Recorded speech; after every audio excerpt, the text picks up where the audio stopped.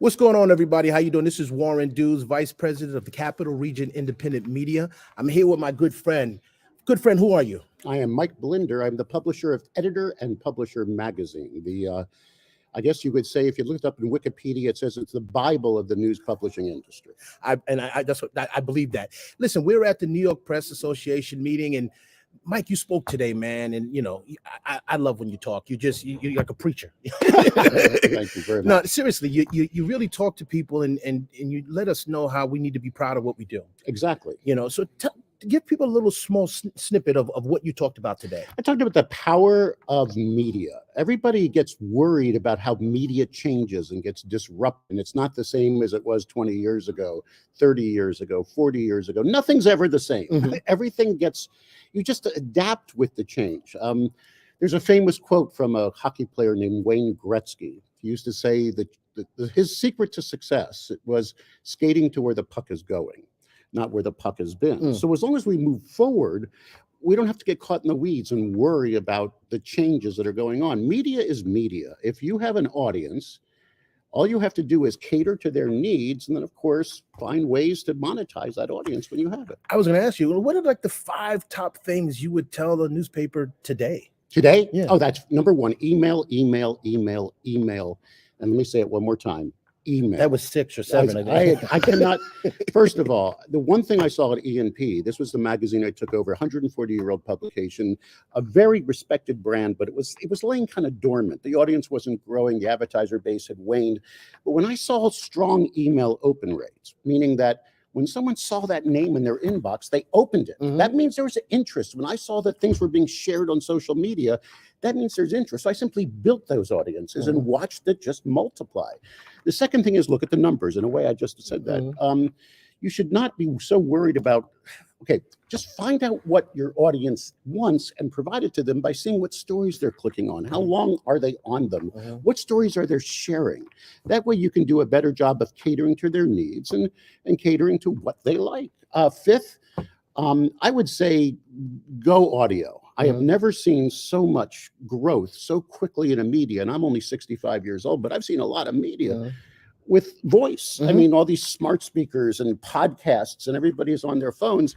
So if you're not doing audio, do me a favor, explore it. It's not hard.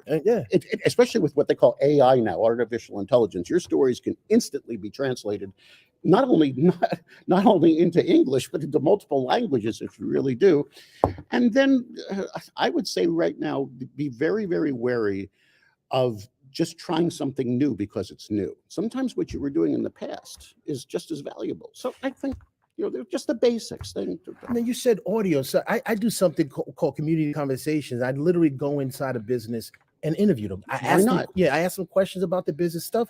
It's called Get to Know. Right. And it doesn't have to be the highest production. I do a Facebook Live sometimes. I just do it on my phone. And I get thousands of views on my Facebook page, on our website. What do you think about that? I think that's the future. Okay, don't overthink it anymore. You know what COVID did? COVID accelerated the change to people being comfortable with video with a cat in the background. In the old days, before the pandemic, if you were going to be on the morning show, let's say MSNBC's Morning Joe, they would have flown you to New York City. They would have put you up in a suite. They would have put you in the green room before. They would have at the limousine, had to feed you. Now you're okay in the kitchen with the cat behind you, and people accept it. They accept it. Yes. And what's wrong with that? That's what we enjoy about the beauty of having video and audio everywhere. So don't overthink it. That is the kind of programming that works. You go into a business and just chat and make it work like this. like what we're doing right now. So I know you have to go, but I just, one of the things I want to tell you is like being a part of EMP, and my name was in there. I had an ad in there. I felt like I made it. I'm seriously, I'm a real dude. I'm not going to tell you stuff to butter you up, but your product, man, it is the Bible. It's the brand. Well, see, that was what we really worked on. I've been getting ENP now for about 25, 30 years. But I obliquely entered the newspaper industry from radio and television. So before it was broadcasting, I was getting, and then I moved to ENP. But the first thing I always went to was the back. because there's where the face is, the news people. Here's my advice to any publisher: it's called Facebook for a reason. Mhm. You know what I mean?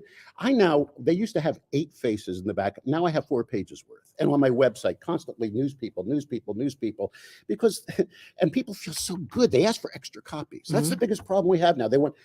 Someone wanted 25 copies just because we had them in the magazine. And they feel the same way about your newspaper as well. Appreciate your brand. Mhm. Just polish it up, make it new and exciting. I mean, he loves his brand. I love it. He loves his brand. I love it. Well, listen, I thank you so much. And I want to give a shout out to City Media for helping us with this, and Catherine Hain and Mark Vinziger, my business partner. But thank you so much for taking the time to talk. My honor and pleasure. Really, I enjoy these kind of platforms all the time. Thank you so much. Thank you so much. All right, well, awesome. You finished?